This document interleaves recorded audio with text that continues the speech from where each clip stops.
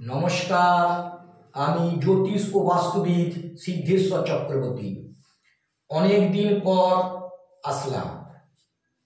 বন্ধুগণ, আপনারা ভালো আছেন? আমি আসলাম এই কারণে, সামনে শনিদেব কুম্ভ রাশি থেকে মীন রাশিতে প্রবেশ করছে।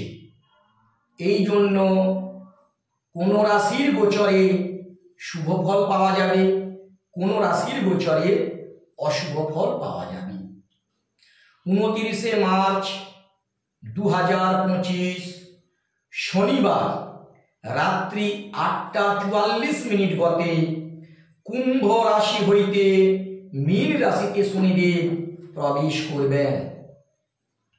এই প্রবেশ করার কারণে বৃষ রাশি, মিথুন রাশি, তুলা রাশি ও মকর রাশির গোচরে শনিদেবের শুভ ফল পাওয়া যাবে।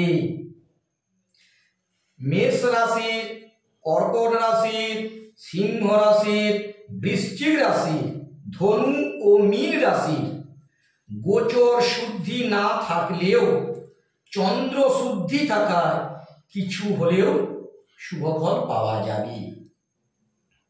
কিন্তু কন্যা রাশির গোচর ও চন্দ্র উভয় শুদ্ধি না থাকায় অতীব অশুভ ফল কল্পনা করা হইতেছে।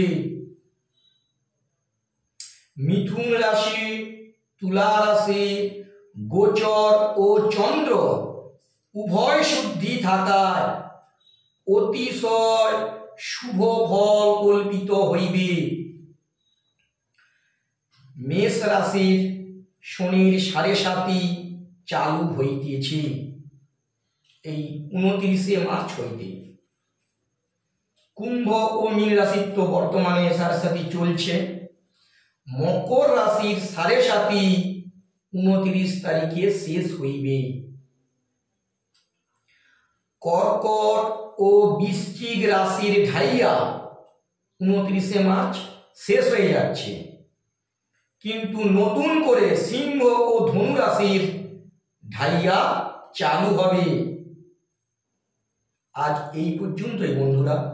আমি পরের ভিডিওতে এই গোচর ফল কেমন হবে, কোন রাশির কেমন ফল পাওয়া যাবে, সেই ভিডিও নিয়ে আমি আসব।